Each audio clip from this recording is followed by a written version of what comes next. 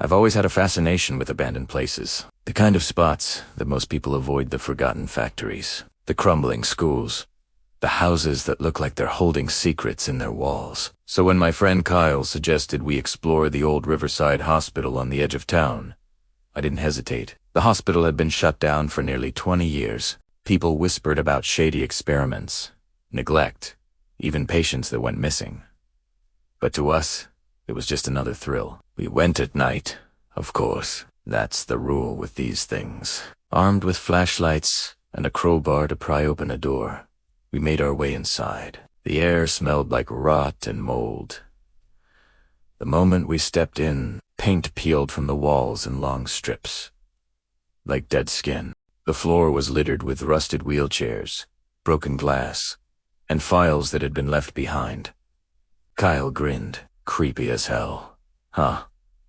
I nodded, but didn't feel like grinning back. The place didn't just feel creepy, it felt wrong.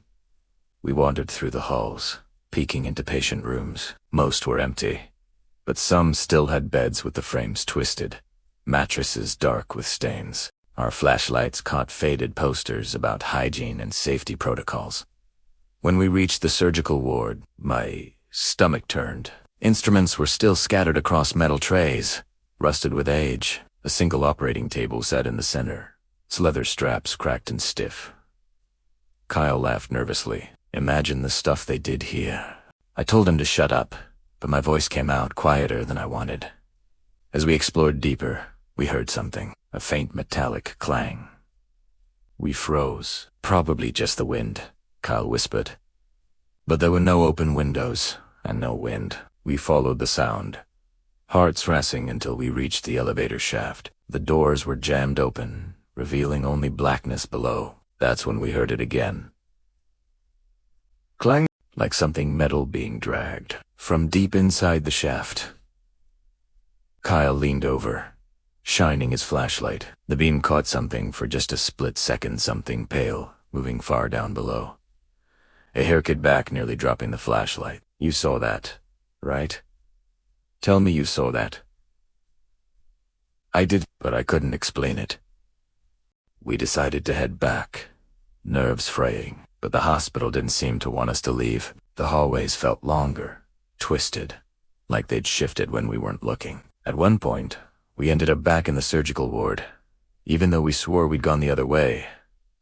That's when the lights flickered. Not our flashlights, the overhead lights. The ones that hadn't worked in decades. For a few seconds, they buzzed to life, casting the room in a sickly yellow glow. And there was someone on the operating table. A man, thin, skin gray, eyes wide open, and staring right at us. His chest rose once, like he'd taken a shallow breath.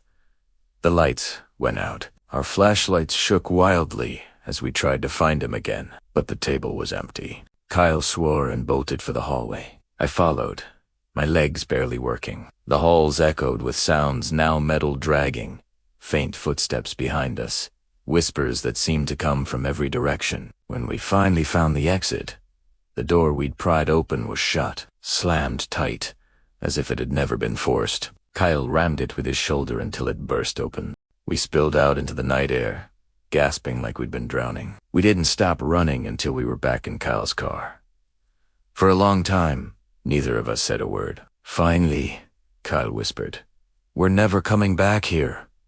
I nodded, but as we drove away, I looked back one last time. In one of the dark windows of the hospital, a pale figure stood watching us. My hometown was small, the kind of place where nothing ever changed. The only real landmark was the old high school on the edge of town, a massive brick building that had been abandoned since the late 90s after a fire broke out. Growing up, we all told stories about it, how kids who broke in never came out, how you could still hear the fire alarms blaring at night, how some of the teachers never left. Most of it was just urban legend. At least, that's what I thought. One summer night, my cousin Daniel dared me to go inside with him. We were both bored, restless, and stupid. "It's just an old school," he said, grinning. "What's the worst that could happen?" We slipped in through a broken side door. The place reeked of ash and mildew. Hallways stretched into darkness.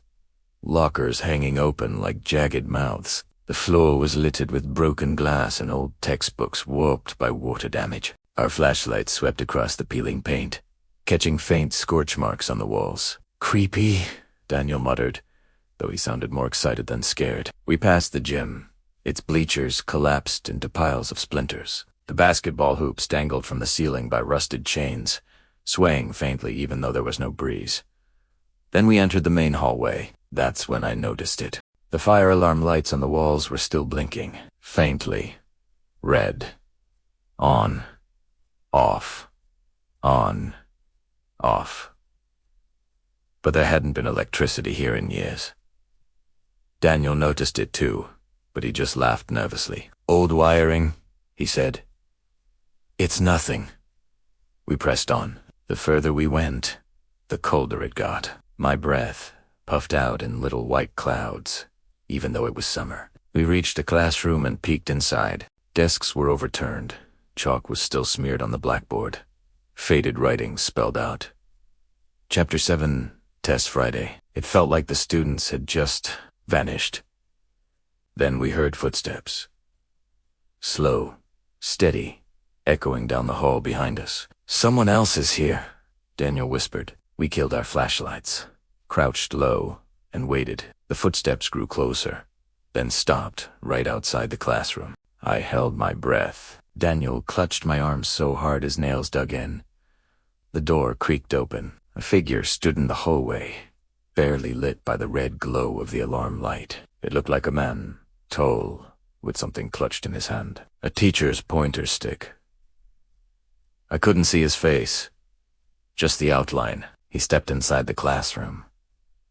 The boards under his shoes creaked. That was enough. We bolted. We tore down the hallway, not even caring about the noise we made. Behind us, the footsteps picked up, faster now, chasing us. "This way," Daniel yelled, pulling me toward the stairwell. We scrambled down into the basement, hoping to lose him. The air grew damp and foul. Old boilers loomed in the dark, like hulking shadows. Then the fire alarm blared, not faintly. Loud, deafening. The lights flashed bright red, strobing the hallway. In the flashes, I saw them, figures lining the basement corridor. Students, teachers, their faces blackened, clothes, charred eyes, hollow, and they were all staring at us. We stumbled back, desperate to escape, but the stairwell door slammed shut on its own. Daniel screamed, ramming it with his shoulder. It didn't budge. Then a voice echoed through the basement, deep and distorted. "Class is still in session." I swear I felt something brush past me, cold and wet like a hand. My flashlight flickered back to life for a split second, and I saw the man again, the teacher, standing inches away. His face melted and burned, eyes boiling in his skull. That's when the door burst open. Daniel yanked me through, and we sprinted until we spilled out into the night air. We didn't stop running until we were halfway across town. Neither of us ever went back. But sometimes, when it's late and quiet, I swear I still hear the faint sound of a fire alarm in the distance, and it's always blinking red. There's an old hospital about 40 minutes outside my town. Everyone calls it St. Mary's, though its real name has long since faded from the crumbling sign out front. It shut down in the 80s after funding cuts, and since then, it's just rotted away.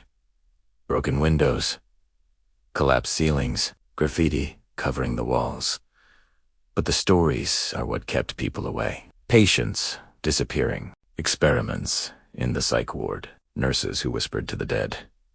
So of course, I decided to see for myself. It was late October, cold enough that my breath fogged in the air. My friend Lena came with me, along with 2 other guys from class who just wanted to film a ghost hunting video for YouTube. We got in through the Amelin Bay. Rusted stretchers still sat there, wheels squeaking faintly as the wind pushed them. Inside, the smell hit me first. Mold. Rot. Something sour, like chemicals left too long. Our flashlights swept across long corridors, lined with peeling green paint. Signs still hung on the walls. X-ray, pediatrics, morgue, Creepy as hell, one of the guys muttered. We started in the lobby. Old wheelchairs were scattered across the floor. A reception desk still had dusty clipboards stacked neatly, as if waiting for patients. Then we heard it, a faint ding, like an elevator arriving. But the power was long gone. We froze. Lena whispered. That wasn't real. Had to be something falling. The sound came again. Ding. This time, followed by the squeal of doors opening. One of the guys swore under his breath. It came from the psych wing. Of course, that's where we went. The air grew colder as we walked, the silence pressing and heavy. Our footsteps echoed too loud on the cracked tiles. We passed rows of rooms with tiny windows in the doors. Inside, beds were still bolted to the floors, restraints dangling from them like limp arms. Some rooms had writing scratched into the walls. Don't let them in. Heat watches. Still here. I wanted to leave then, but no one else spoke up. At the end of the hall, we found the elevator. Its doors were wide open. Inside, the floor was covered in black ash. Hell no, Lena whispered. Before we could turn back, the overhead lights flickered on. Not our flashlights, the old hospital lights. Buzzing, humming. Then we heard it. A faint intercom crackling overhead. Dr. Maurice de surgery. Dr. Maurice de surgery. The guys laughed nervously, trying to play it off, but Lena grabbed my hand. Hers was ice cold. We turned to leave, but the hallway behind us wasn't empty anymore. Silhouettes stood there, dozens of them, shapes of patients in gowns, nurses with bent spines, doctors with hollow faces, all staring at us. The intercom crackled again, louder this time. Visitors should not be here! The figures began to move, shuffling toward us, their footsteps slow but steady. One of the guys bolted, flashlight bouncing wildly as he ran. He didn't make it 10 feet before something yanked him into one of the dark rooms. His scream was cut off instantly. We ran the other way, dragging Lena with us. Doors slammed shut on their own, forcing us deeper into the hospital. We stumbled into the operating theater. Rusted surgical tools still lay scattered on trays. An operating table sat in the center, straps buckled. As if waiting, the overhead light clicked on, and a figure stepped out of the shadows. A surgeon, mask still on, gloves dripping black, his head tilted unnaturally, eyes like hollow pits beneath the light. Patient. Ready? The intercom whispered. He raised a scalpel. That's when Lena screamed, and the glass observation window above us shattered, raining shards everywhere. We bolted through the broken emergency exit and didn't stop until we collapsed outside, gasping in the overgrown parking lot. When we looked back, the hospital windows were dark again. Silent. Empty. But sometimes at night, when everything's quiet, I hear that sound again. Ding? The elevator, like it's waiting for me to come back.